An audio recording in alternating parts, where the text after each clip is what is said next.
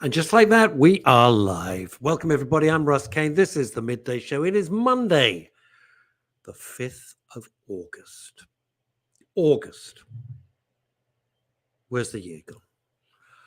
Some things came up on my timeline, and I was fascinated. It was 5 years ago today, that I was performing at the Edinburgh Fringe. 5 years. I don't know where the 5 years has gone. It was my friend Lloyd Bean. He put some pictures up of when he surprised me. And he flew up to Edinburgh and just walked into the venue, and it was a fantastic surprise.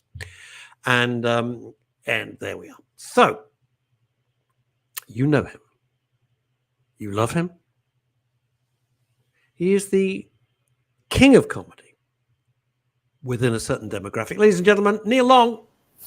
Hello. Good afternoon. How are you? I'm all right. I'm all right. I'm concerned, but I'm all right. I think we're good. Well, I'm busy. Got a very busy week. Two funeral and then an enormous memorial service. I got there for that. So, yeah. How was your weekend? Was it all right? Was it good? Yeah, not bad. Not bad at all. Thank you. Did you? Were you gigging? On the Saturday, I had a very lively 80th birthday to do. Oh. And, you were DJing? That was a DJ gig, yeah, not a comedy one. And I'm sorry. Not sure the comedy would have gone down particularly well there. But yeah, it was good, thank you. How do you DJ? I got to ask, because I know everyone's thinking this. How do you DJ for an 80-year-old birthday party? What do you do? What do you play? In the same way that I DJ for anyone. It was quite a good set. It was all Beatles and Beach Boys and Simply Red I played and Neil Diamond, and yeah, it wasn't particularly because you difficult. Forget Simply Red. People think, oh yeah, they're current, and like they haven't been current for well, who knows how long. I mean, well, they did have a new album out about a year ago with some good stuff on it. What have we got? Greetings, one and all. Was a great show. Were you there? Who said that? I'm lost. Robert Van Buren.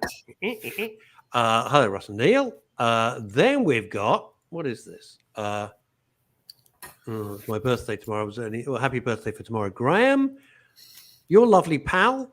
And am I allowed to say she's my pal too? Liz Saul. Hello, boys. You can. Okay. And Kimmy Lashmar. 80 isn't old. Not anymore. If you make it, you're doing great. You're doing great. That's what I have to say on that subject. You're doing absolutely blooming. And then we have, good afternoon, everyone. Hope you had a good weekend. Paul Claridge. Good. And from Houston, but now in Guildford. Hello, chaps. It's interesting. What do you do? We got a full house today. We got the full house going here. What is, and if we could get some of the tech to work, which isn't anything to do with the internet, it's the way they've changed everything at Facebook and Twitter, it would be even better, but we can't. Now, question for you, because I don't know, I don't DJ. What do? You don't, is everything on a chip or is everything on a little disc? What's it on a memory card? Nowadays, it's on memory stick. That's just on a memory stick. That's it. That's all you carry. Literally just on a memory stick. You can put everything in your pocket. Boom. That's it. Basically. Yeah, pretty much. No carrying in loads of records anymore. No carrying in bulky lights. It's all so much smaller. God, you remember all that? God almighty. Fiat Scotty, who joined us as co-host last week, Scott Lyons, he was terrific. Gents, DJing at parties for anyone over 60 is awesome. Get to play real music that's not slam 128 beats per minute for 6 hours. Ha! I do love my 128s though, Scotty. That's very, very kind. Dave Sleet saying the show Caned Laughter in Edinburgh was a good show. Thank you very, very, very much. Yes, I remember seeing that advertised. Oh, bless you. Thank you. I was going to try and do another gig, just one in London this year, but I don't think I'm going to have time to. I don't think I'm going to have time to do it, to be honest, with everything on the schedule. Liz Saul, 128 BPM is sublime like a legal drug. Jeez. Yes, she's your pal. I'm just associating myself now. No, it is. Following Jonathan Baz's recommendations, went to Chichester to see Oliver on Saturday, and then last night a work in progress with Jack D. Oh, you lucky sausage. And Angela Barnes. I don't know who Angela Barnes is. Do you know Angela Barnes, Mr. Comedy? I don't know who that is. I know the name. I don't know who that is. No idea. Absolutely no idea who Angela Barnes is. Okay. All right. We've got a guest, hopefully, if these things all work out, coming on, which I'm very excited about. Now. And I'm glad people are following the suggestions, both of Chantal Rickards and Jonathan Baz on a Friday, both for theatre and films and TV. Jack D, wonderful, one of my favourite comics, one of my absolute favourites. Look who's joined us, our pal, Northeastern United States, Ace Don Brown. Ace John Brown. Let me ask you a question, Longie. If our guest arrives, we'll continue afterwards. Let me ask you a question. And I try not to get involved with politics, but I mean, privately I am, but publicly. What's the point? And my first things first, are you watching any of the Olympics? I must admit, no. So I'm not going to be very good to ask about this. It's kind of on in the background, some of it's okay. I can do without the commentators. Aha! I can see our guest is arriving. Oh, yeah. Now, this is a subject close to my heart, close to Neil's heart, close to Liz Saul's heart. Will you welcome Dr. Hilda Hayo? It's really low. What is low? My bank balance, you're right there, you're not wrong. My bank balance is... Oh, she's gone. And that's the NHS for you, ladies and gentlemen. You get an appointment and it's cancelled. Right, well, Hilda is sorting herself out. It's not very, very faint. No, we can hear you. We can hear you.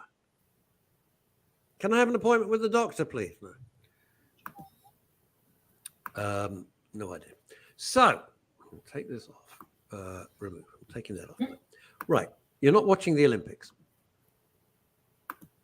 This is nothing like live radio, is there? Well, she's not here. I'm taking this off as well. Don't know why she's disappeared.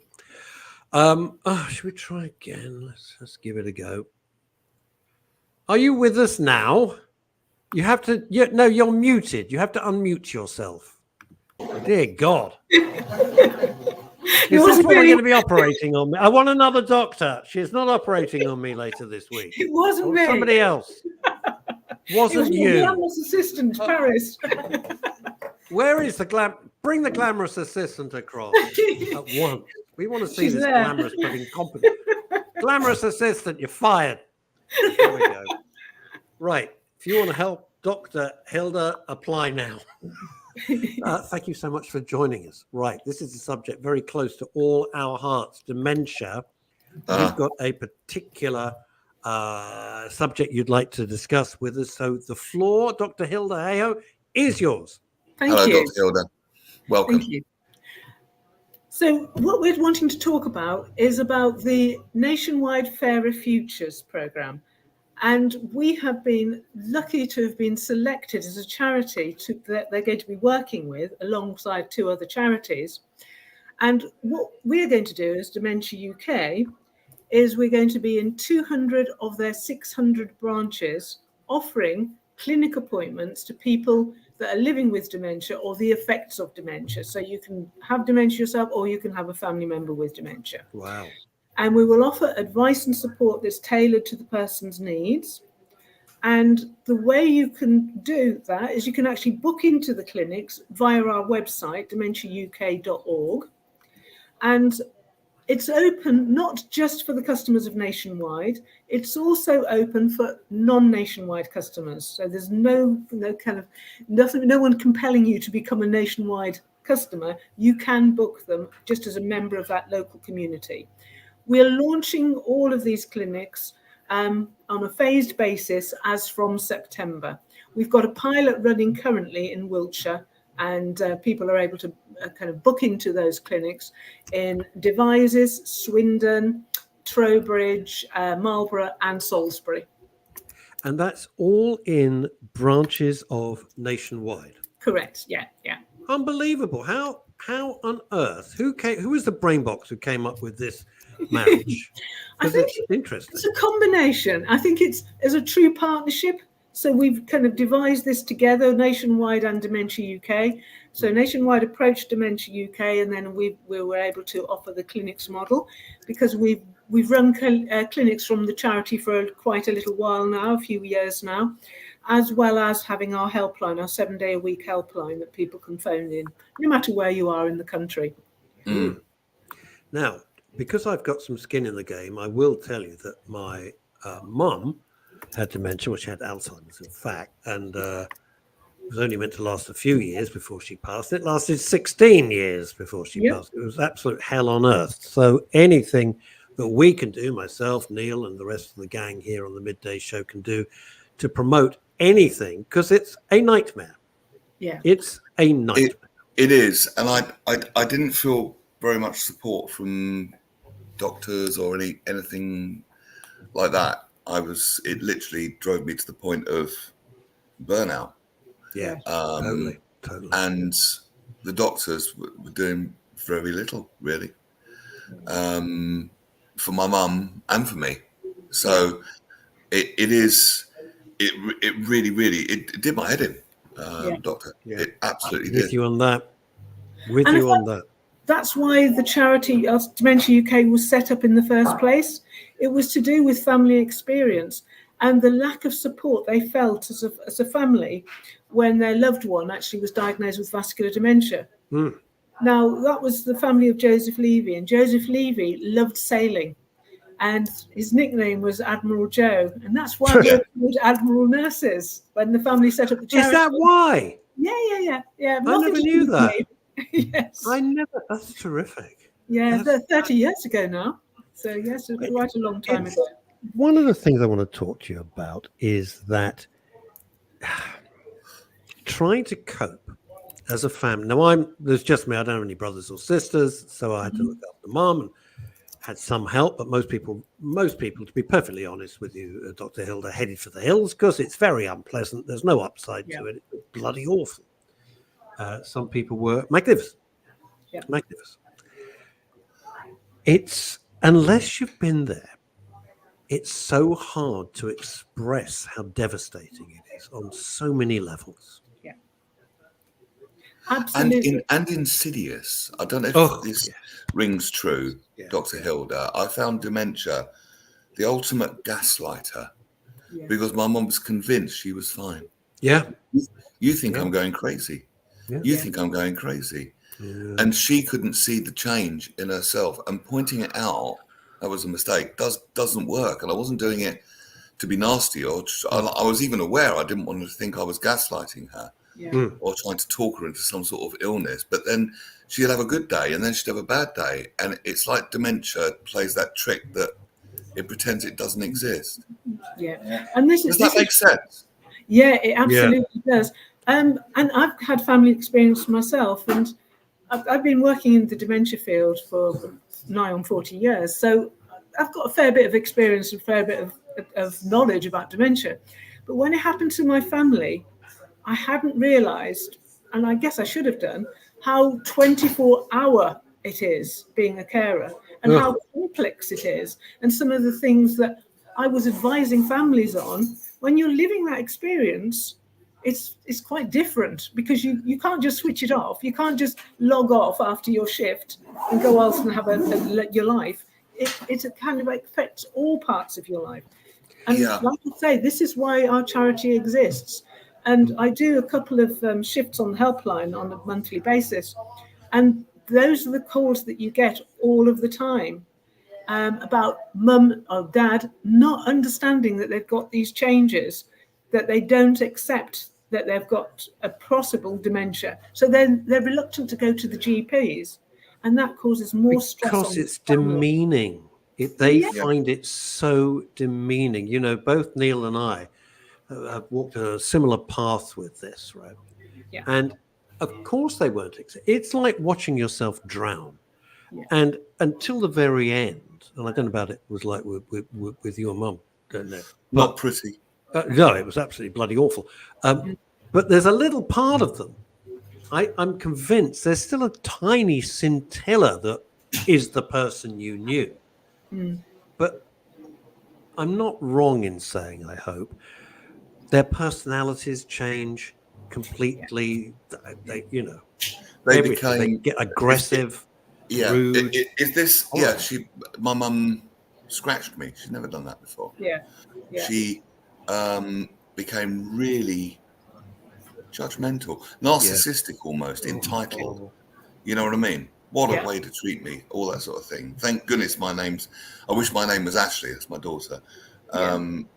Just saying some really horribly hurtful. Well, then this isn't the person that you know and you love. This is a condition that's affecting the brain.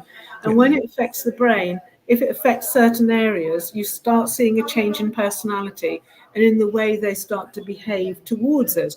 And sometimes, you imagine being in a situation where you believe you're okay and other people obviously think something very different. Well, it must be terrifying for them. It must be like being gaslit. Exactly. And so you can understand why people get frustrated and get distressed. And let's face it, when we get distressed, we tend to take it out on those that we love the dearest, don't we? Yeah. That's the way Let's ask you this. This is coming in from Scott Lyons. It says this, Dr. Hilda, this is a fantastic project. If there are any concerns about visitors' relatives from these appointments, is there any priority to NHS GPs given how hard is it to get GP appointments? I mean, we're all facing difficulties getting a GP appointment. I think I'm not speaking alone there.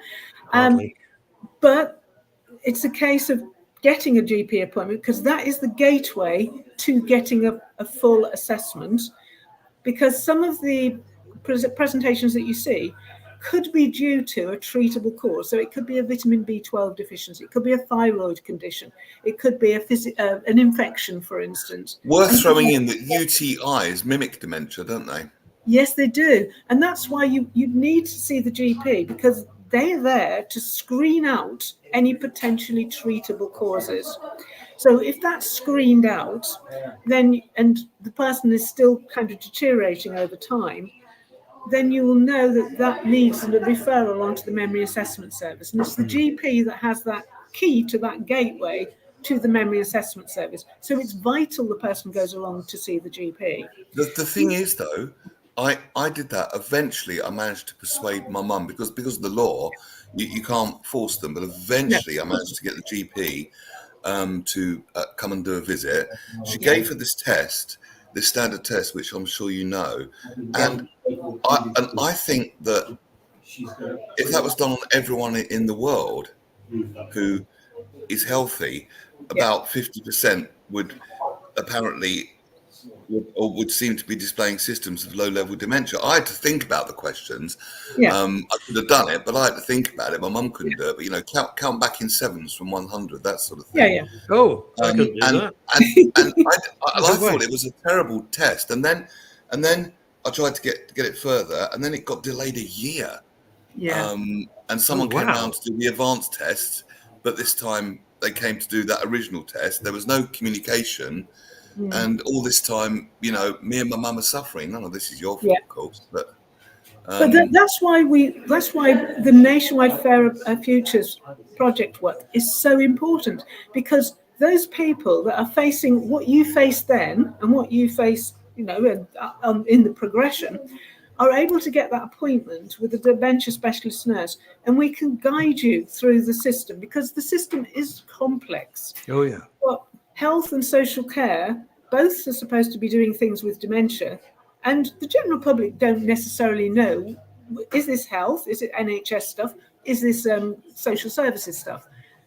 So that's what we're there for. We're able to kind of navigate people through and to get people the supports that they need, because we've all been doing this job for a long period of time, specialising in just dementia.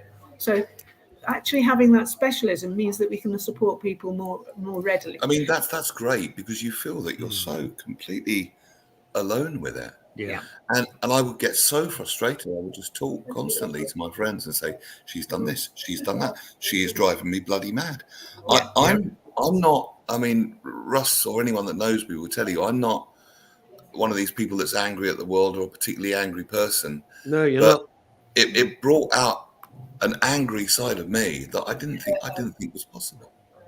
And that's And that's frustration. That's frustration as well, about Longy.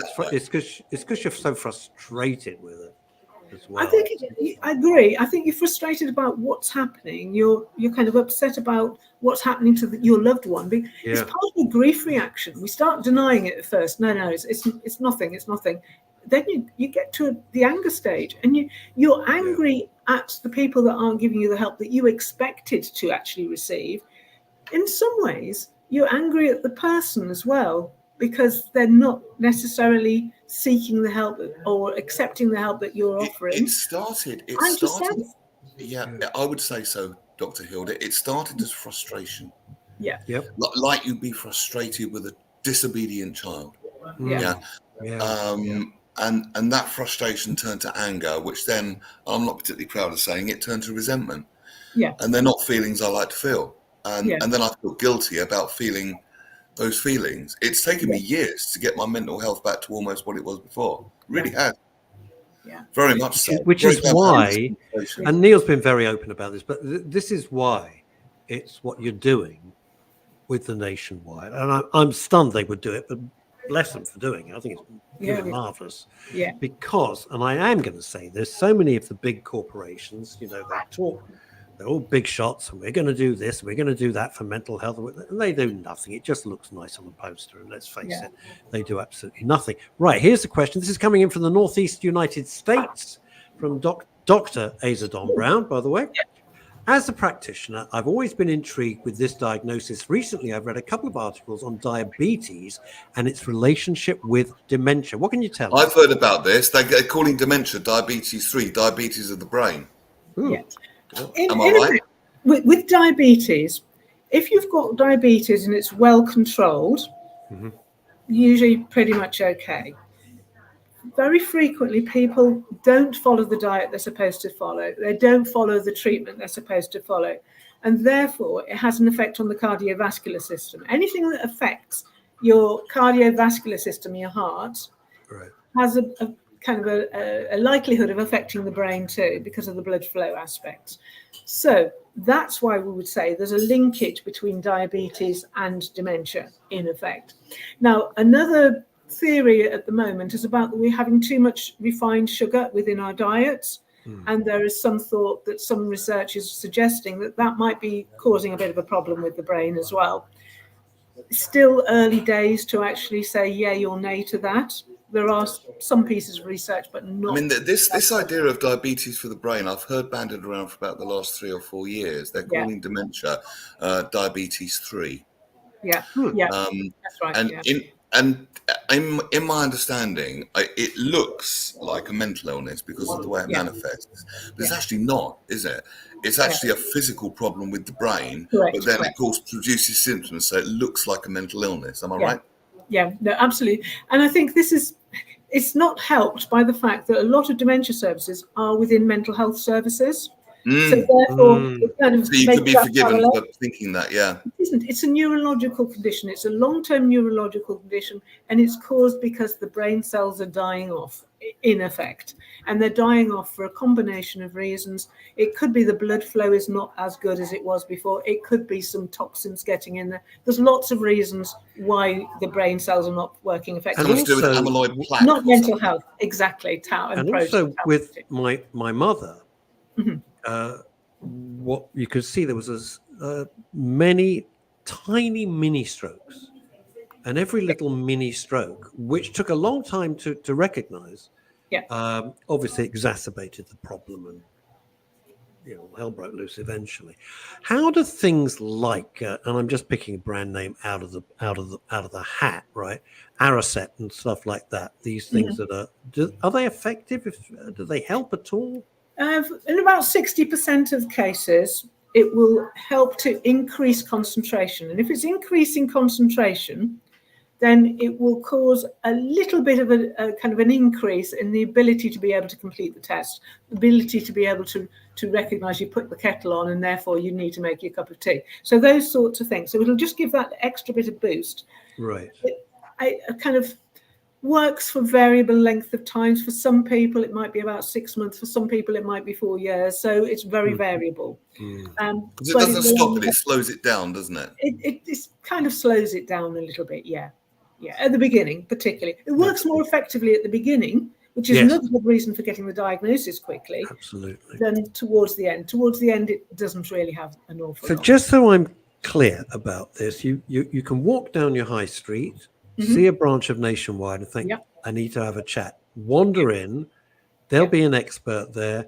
And obviously that is in a, I'm stating the obvious, but that's in a, I mean, I don't want to be standing in the queue with someone, putting in £5 and discussing a family member, a bit embarrassing. So what have they given you, like an office at the back? How's that which is why we're doing 200 clinics rather than the 600 branches, because some branches are not set up that they will have a private area.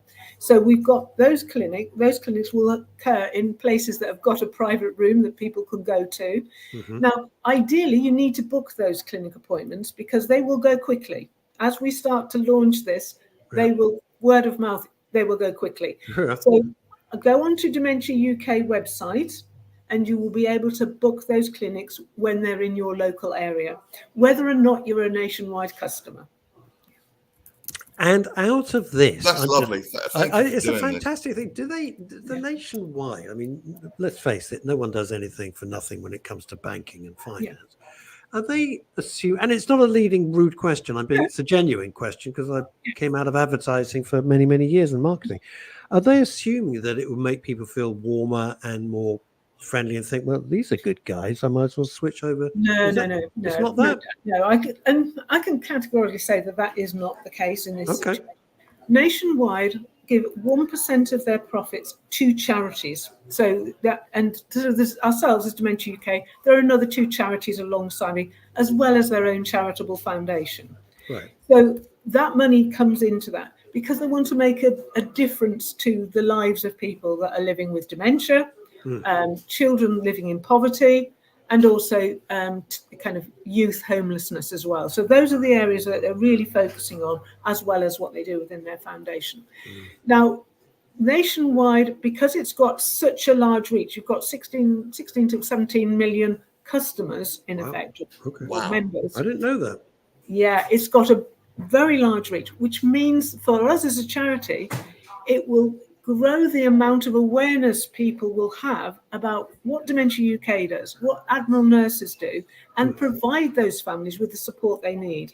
By the end of the 3-year project, we will have reached at least 100,000 more families living with dementia than we can do alone. So on average, we've got about 50 to 60,000 people that we help a year as a charity, but this will be on top of that. So it's absolutely fantastic for us. It is. It's brilliant for you. Yeah. It is. I'm absolutely delighted. There's no downside to this. I think it's a fantastic idea, and all the comments are coming in.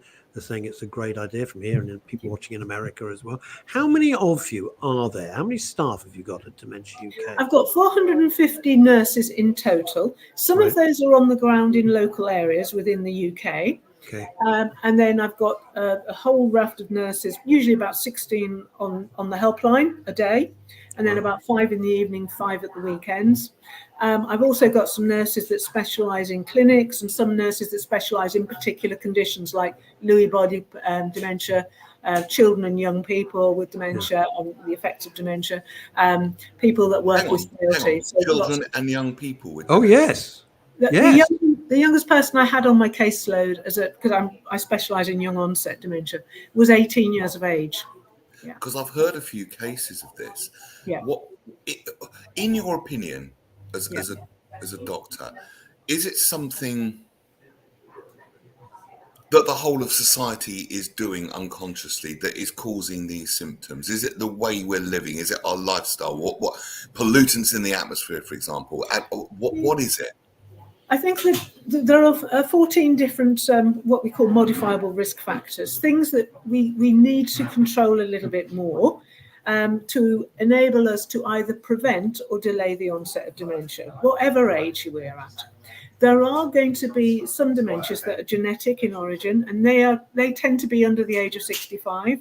So usually when I see somebody in their teens or 20s or 30s, they're genetic in origin. So their parents are carrying a faulty gene. And for every child you have, that child's got a 50-50 chance of getting one of those genes. Oh, right. But the ones we can control. Yeah. So around 40% of those dementias can be delayed or prevented. And what sort of things could we do? I read, I mean, the help out there wasn't great. I mean, it was the typical things like do Sudoku or something, but that was then challenged, and someone said, no, learn a new language. It's like, I remember keep saying to my mum, because she got stuck in these habits, self-defeating habits, and I even got the doctor to say to her, use it or lose it, you know, and she didn't, and she did. And the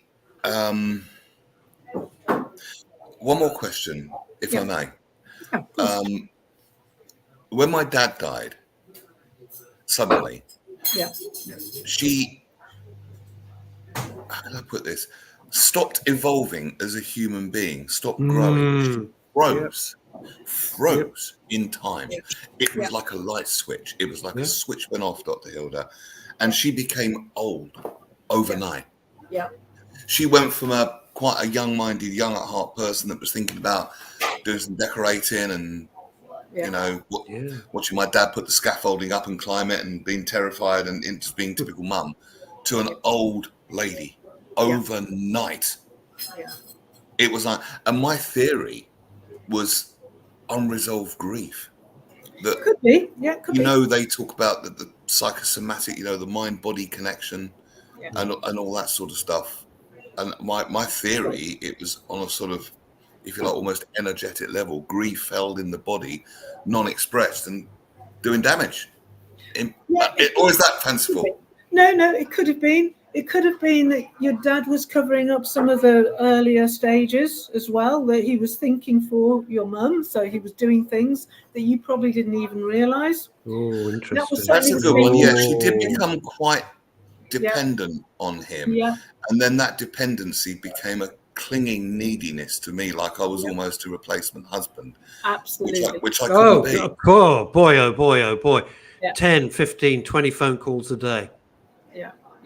You know, and the thing is, and I'm sure you must have this with your case studies, talk about the, you know, Peter and the Wolf, the boy who cried wolf. You never know if it's a real thing or it's not a real thing. 99% of the time, it was the boy that cried wolf. And the very one time where she did need help, where she'd fallen and cut her head, she didn't call. Well, mine was slightly better, Dr. Hilda. Mine was slightly better. But she says, I think I'm having a heart attack. Oh, I said, oh, God's sake. And she was. She had a massive heart attack. Oh, yeah, she had a massive heart attack. There you go. My mum once sat up in bed and went, I need an ambulance. And I sort of thought, what the hell? So I called an ambulance, and there was nothing wrong with her. All the physicals, all the vital signs were fine. And I was furious with her. There could have been someone dying across town who needed that. Well, she was probably kind of anxious, and she kind of misperceived her palpitations to be a heart attack or something. No, but the thing is, what I noticed when this came on, all the less than perfect qualities. My mum, bless her heart, she loved a bit of drama, and she could exaggerate anything. And I don't wish to speak ill of her, but bless her heart, she could do that. But that went from a slightly irritating personality trait at worst to something that took over her whole life. Sure. At best. So everything she said was exaggerated. Also, I noticed he was getting more and more and more fearful. Her and my dad used to watch the news religiously every night, read the Daily Mail, which is never a good thing,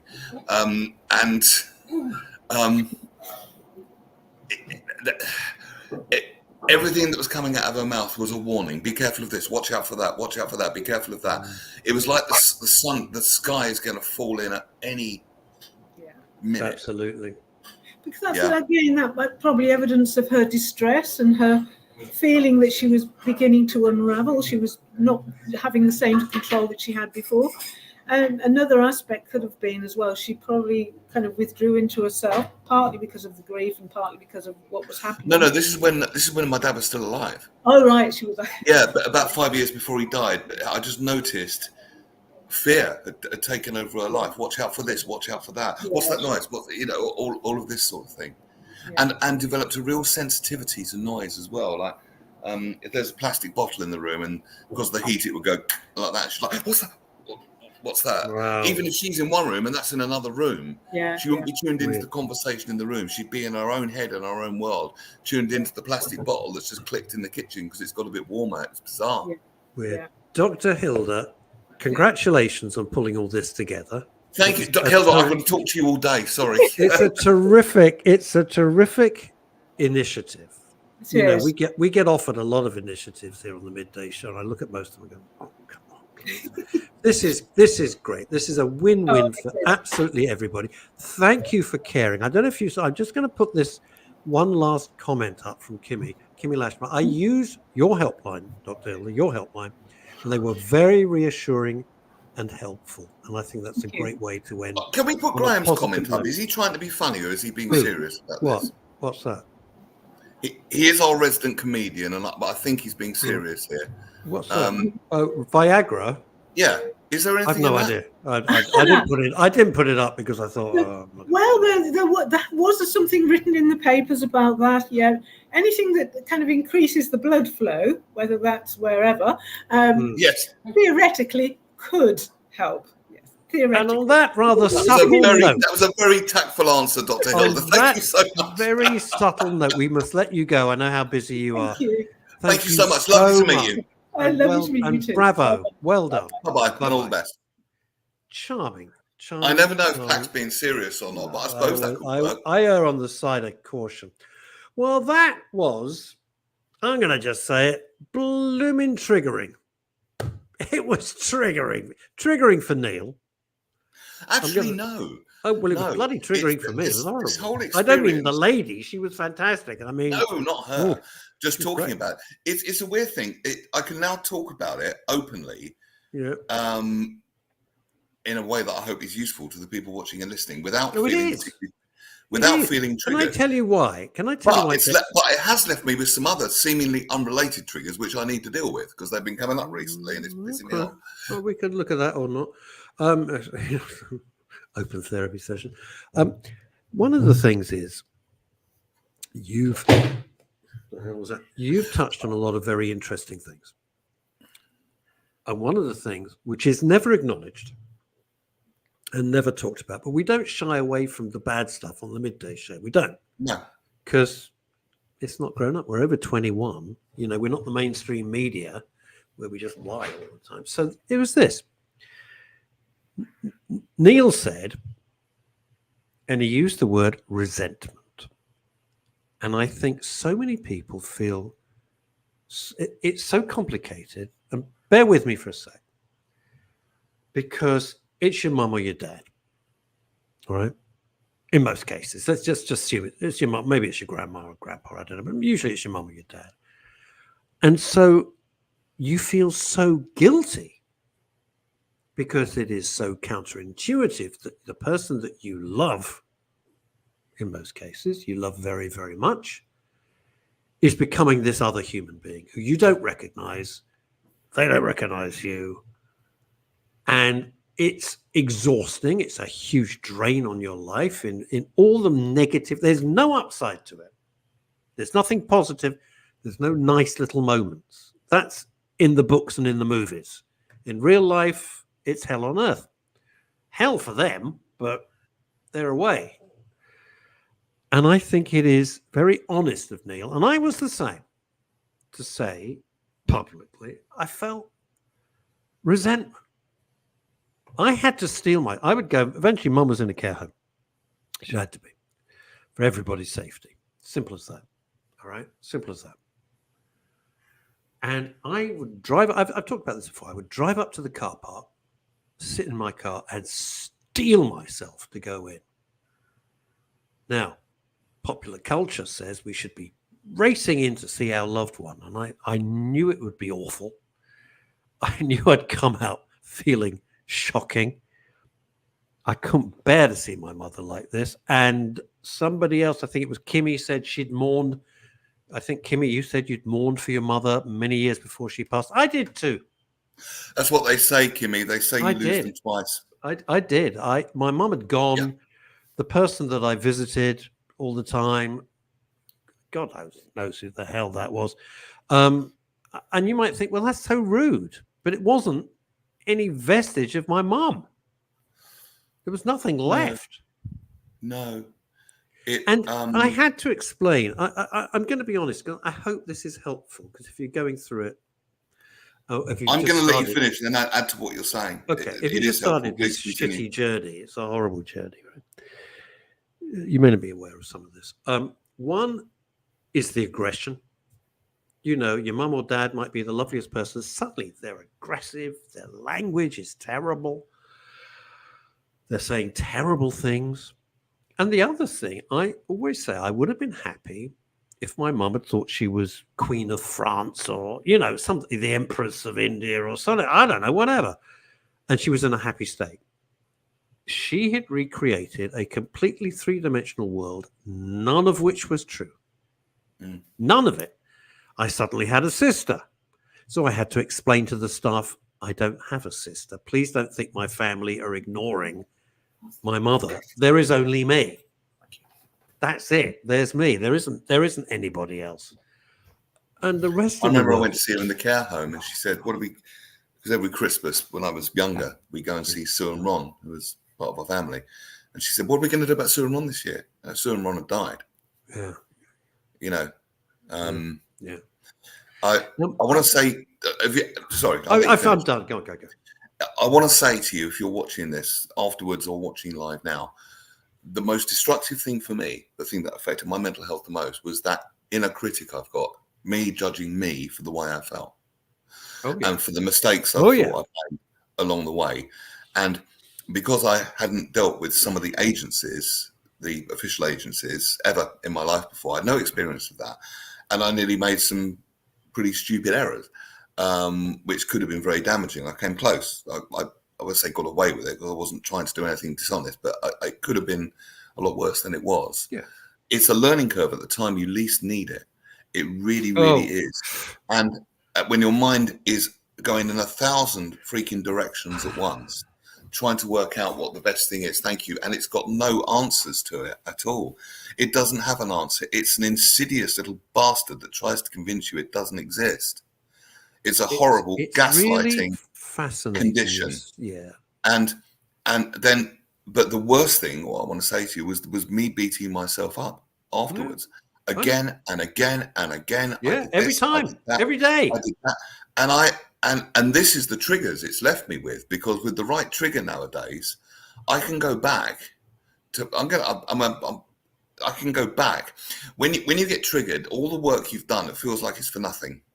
But I think it's fair to say, if anyone is still experiencing any kind of hangover from this, the triggers do get less regular, less intense, and less long. So it might be really intense, but you might not have had one for a while. Or it might be really intense, but only last a couple of minutes rather than a couple of days or a couple of weeks or permanently. And it kind of starts to fade. And if you want to see a really lovely meme online, if you look up glimmers, and it opens with saying glimmers are the opposite of triggers. In fact, I'll look for it and read it out because it might be helpful to people listening. I'll have a look for it anyway. But please be easy on yourself. Please understand that you did your best in what is an impossible situation, and you did your best with the knowledge and information you had at the time. I'm not a guru. I'm not Jesus. I'm not a doctor. I'm not trained. And that's another thing you've touched on, Kim. Isolation. You feel like you're the only one with any mental disorder. I've said that so many times on this show. With any mental disorder, you're the only person experiencing it. Kimmy, I have to say also that I'd listened to the Midday show and at my mum's, and all the talking made me feel better and less lonely and isolated with the feelings. Because the thing is, Kimmy, you're not alone. You and a million others are going. But it's so tough to convince yourself when you're in the trenches that you're not on your own, because you feel just talking to other people that have been through it, and I feel relief thinking, oh, thank God, me too. You felt that way too. I'm not a bad person. I'm not the only one. Kimmy, you've experienced it. Is this making sense to you, Kimmy, what I'm saying? Just stick something in the chat me as well. Kimmy, is this speaking to you, what I'm saying? Even Liz is saying this, Liz Saul.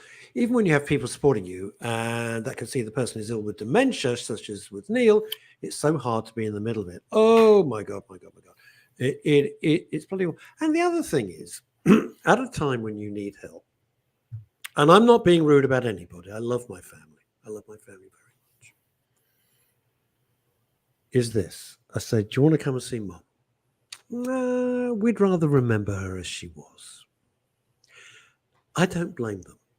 Fair enough. But I that kind didn't of have puts the on your shoulders, didn't I it? didn't have the choice. I would have loved to remember my mum as she was, and my memories of Mum are before the dementia came in. I don't have any axe to grind with family members who said that to me. We'd rather remember her as she was. Why would you want to go through it? I get it. I get it. But that feeling is like, oh, shit, okay, well, it's just me. And thank God I had somebody close to me who was fantastic throughout and very supportive, as she was absolutely amazing. As did I. And going through it herself now, which is a double tragedy. Anyway, putting that to one side. Oh, look yeah, at this it stirs up a lot of very, very, very, very. Oh my goodness me! I didn't know that, Kimmy. Gosh. Well, do you know what? When I joined this show, it all came off the back of this because I wrote a big blog on Facebook called Grief, Grappling and Growth, and Russ then invited me to come on the show and talk about it, and then the silly sod gave me a job. But I thought if I could help one person, so it seems I've done that. Kimmy, that's a beautiful thing to say. It is. Thank you. I'll even forgive you for listening to Ken Bruce for that. Well, Scott, Paul Claridge says this. I've seen loved ones go through dementia. My own mum was going through the early stages when she passed from cancer. My ex-mother-in-law suffered from the worst form of disease. Oh, God. From all that I've learned, I was then able to help a dear friend when her mother was diagnosed with an aggressive form of the disease. When her mum had to be put in a home, my friend blamed herself. Yeah. Ooh, we'll come back to that. But I was able to reassure her that it's nobody's fault.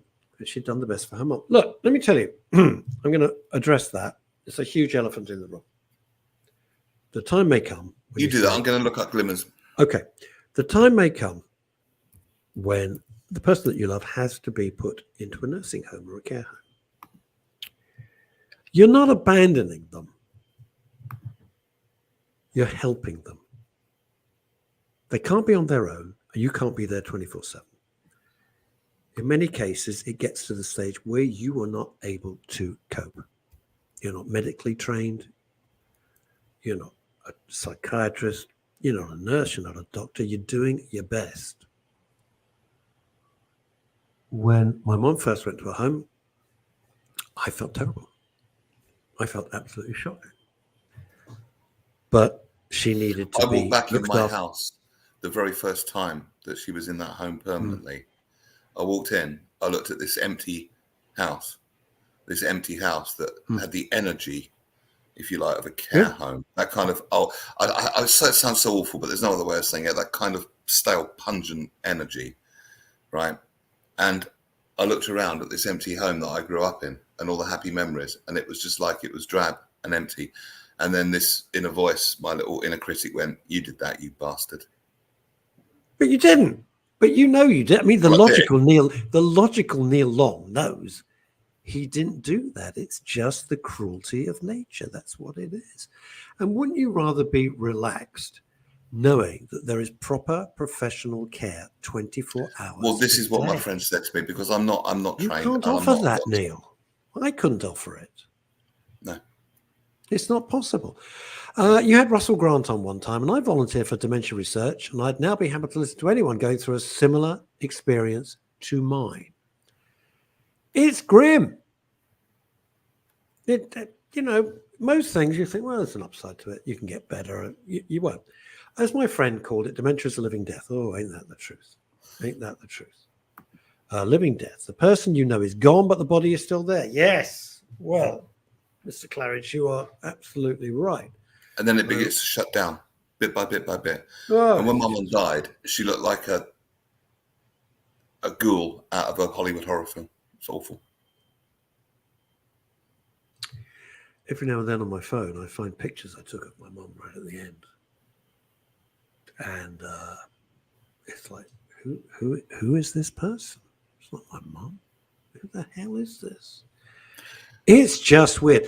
And the thing about it is, me, Neil, Liz, Kimmy, you're left behind. And you got a choice. You can beat the crap out of yourself, or you can say, you know what? I did my best. I know that she was looked after. And that's the best that you can do. And it's tough. This is a tough conversation. And if you can, don't listen to that inner critic. If you take it as read that the inner critic, which we've all got, by the way, will never, ever, ever see the positive or say anything good to you.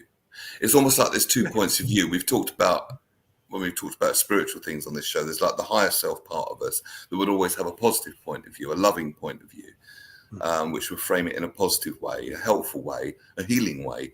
And then there's the inner critic, which will do the complete opposite and just try and make you feel as bad about yourself as you possibly can. And it's a question of which one do you want to listen to? You know, the loving source part, if you like, or this little troll, the ego part, the negative ego that we've all got. And when I get triggered nowadays, it brings up feelings of worthlessness and powerlessness. The last one took me down for about a week. Although it's better than permanently. So I say to people now, my mental health is 80% better, and it is. See, what's interesting. And if you do get triggered, don't think all the work you've done is for nothing. It's not. It's not. It really isn't. Here's the thing. You study this area. I don't. All right. You study this area. You read loads of books on the area, on the subjects. I don't. You can practice NLP. I don't. Right. You do all of this stuff. And so you have an extra layer of self-awareness of, oh my God, I'm triggering myself. But the intellectual Neil Long, the one who does all the studying and gives so much great advice to everybody else, is still beating himself. It's a double blow, isn't it? It's because we've got two levels of mind. It's the conscious mind knows that it's me doing it to myself, but then will beat myself up for doing it to myself. It's all your thoughts. Why can't you change your thoughts? And the unconscious is still still thinks that the war is over. You know, the soldiers are still on the battlefield and they're springing to action. But the war is over. Explain that. What do you mean by that? What does that mean? I know you've talked about it before. I want to get it again. Okay. The unconscious mind, the unconscious part of ourselves, it works in a different way to the conscious mind. We're using the conscious mind to talk here, the logical, factual, critical thinking part of us, very much so. Okay. From time to time, something we haven't thought of for a while will bubble up, or we bring it into the conversation. That's the unconscious mind. That's one function of it. But it always operates in the present moment, the unconscious mind. And here's the key. Its primary directive is to keep you safe. And it thinks it does that in the same kind of unenlightened way that old school teachers think by bullying children and saying to them, you'll never amount to anything, is actually a way to help them. It's quite an unenlightened way it's got of going about it. And it's very knee-jerk. It's very trigger. It doesn't have that kind of critical thinking factor that the conscious mind does, all right? So when it gets triggered, it will think, right, war, fight, flight, war. And it will go back to the time that your mental health hose was kinked. So if something happened to you at, say, 7, you could quite easily go back to feeling how you did as a scared 7-year-old. Oh, yeah. In and out of the body. Oh, yeah. And it's like, and there was actually a true story of there being a war and the war finishing in real life. And the soldiers would turn up on the battlefield every morning, and it took someone in authority, the sergeant, to go and say, thank you, men, for your service, but stand down. The war is now over. And then the men stood down. So treatments would involve, if you like, calming the unconscious mind and communicating with the unconscious mind and saying, look, the war is now over, and give it another job to do. Focus on well-being. Focus on the glimmers. Do you want to hear them? Yeah, of course I do. Absolutely. Right. Yeah. Glimmers are the opposite of triggers. They are tiny moments of awe. They spark joy and they evoke inner calm. They have a positive effect on our mental health. They are micro moments causing tiny mood shifts. They send cues of safety to our nervous system. They bring feelings of ease and contentment. Our body responds with positive energy. They allow us to feel hope when lost. Our nervous system is strengthened by them. They can help increase our well-being. And once we start embracing them, it can become a beautiful way of seeing the world around you, because the more you look for it, the more you see. That's our reticular activation system at play. Some call it law of attraction. Doesn't matter what you call it, but you tend to get more of what you look for. Oh, yes. I was on a wonderful call the other night, and this lady says, I'm convinced that the universe is helping me, and I'm seeing evidence of it everywhere. Is it? Wow. Probably, but because she's seeing it, that she's getting more and more of it. Well, does that make sense? You get but when you're in the you doldrums, that's all you're seeing, and you're getting more and more and more of that. Well, of course you are. And of course, that goes straight back to, so I hate to say it, maybe one day I'll do a show and not say the word social media, but, and I am so guilty of this, I will start going down rabbit holes and get so boiling mad. And I think, wait a minute, whoa, wait a minute. What are you going to do about it? What can you do about it? Nothing. You do what you can do about it, you can focus on what brings you joy and then go and do that. Because that's what I do. One person who is in their joy is worth more than 1,000 ranters on social media, and 1,000 times more powerful. More powerful, I would add. 100%. And you get to feel good and do what makes you feel good. What's not to like? Everything's to like about it. I don't know. I've got people who bury their head in the sand and don't ever haven't a clue, and they'll just say, I don't watch the news, and I don't, they just potter around, and they're very happy, and I don't know, and it's a debate I have with myself. Are they happy and they're right, or they've just got their head in the sand and they don't know what the hell's coming down the road, heading for them at 200 miles an hour? But I don't know the answer. I would wager that even if the intention was to put their head in the sand, they're not giving their attention or focus to all the bad things that are going on. Therefore, they can. One of the best bits of advice I got from sort of spiritual teachings is stay in your lane. If you get pulled this side and pulled that side and pulled there, imagine that if that was a car, you'd be all over the place. Yeah. But a car that stays in its lane is not, and it can focus, and it's a lot more laser focused, and then you can focus much more on what you want. So in a sense of, if you like, personal reality, you can be having a good time while the rest of the world is going to hell in a handbasket. Is that selfish? No, because you've got a lot more to offer the world when you're in that state, and you can inspire other people to do the same. And when they do the same, if the whole world was doing that, then that's a transformed world, my friends. Yeah, here's a little question for you. So if it is selfish, it's the best kind of selfishness. How long do you think it'll be before they dream up another pandemic type mystery, terrible voodoo, it's going to kill you illness, and try and bring lockdown into this country? Are you saying that's what the last one was? I'm saying they probably did the best under the circumstances. When we look back on it now, one has the time and the leisure of time to think about it clearly. And I'm just wondering. You're not saying it wasn't real, though? No, of course there was a virus. I did meet someone. Of course there was a virus. There was no two ways about it. Oh no, I was on a mental health stand in Kingston, doing an event for mental health. This guy came up to me and went, "Yeah, mental health, bloody government, that bloody virus that didn't exist." The virus existed. What I'm saying is, they've tried it once.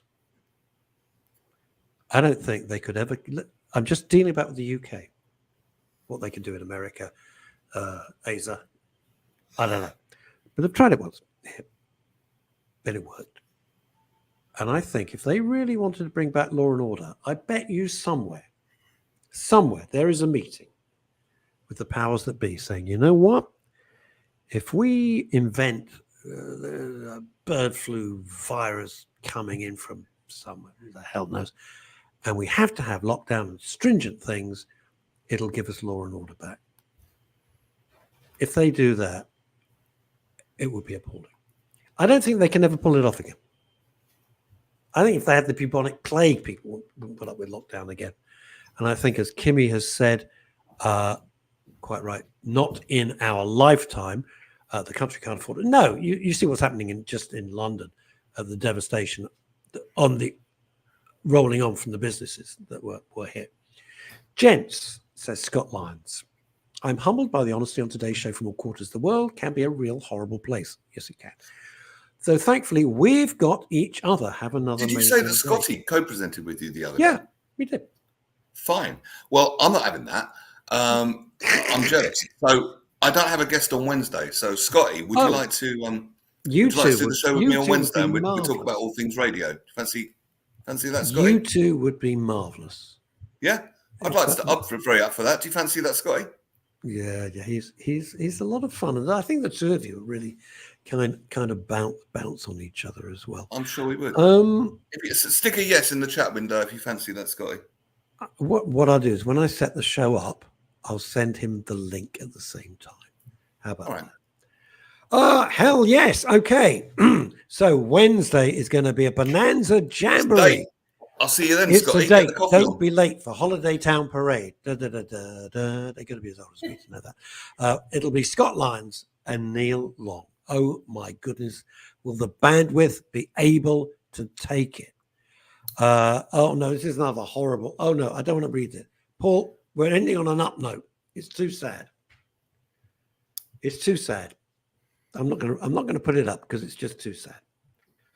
Ugh, God, what a life you have. Right, everybody. Thank you. I hope Neil and I didn't go too far, didn't make it too personal. But I think really, if you're running radio and you can't be honest, you shouldn't be running radio. And I'm really sorry, Scotty, not Scotty, Graham, that I thought your comment about Viagra was facetious. No. It's because he's such a joker. You do have a bit of a history. But have you heard? He's so cheeky. No, but no, it makes sense. If it improves blood flow, technically, like our lovely guest said, it could. But they've also blended Viagra with Prozac. Have you heard about this? No. If you take that, if you don't get up, you don't give a. Ladies and gentlemen, the comedy stylings of the great Neil Long. I'll be back on Friday, God willing. Until then, try and stay out of trouble, everybody. Thank you, Neil. I thought today was I saw Phil Dave the other day out and about. He came to one of my comedy gigs. Good Lord. With a cravat or no? Oh, very dapper as always. Three-piece, so he's an amazing fellow. And with our capital friend, Susie Becker. Remember her? Yes, Susie. I can only echo this. God has help us on Wednesday. Called love you, Gov. Bye-bye.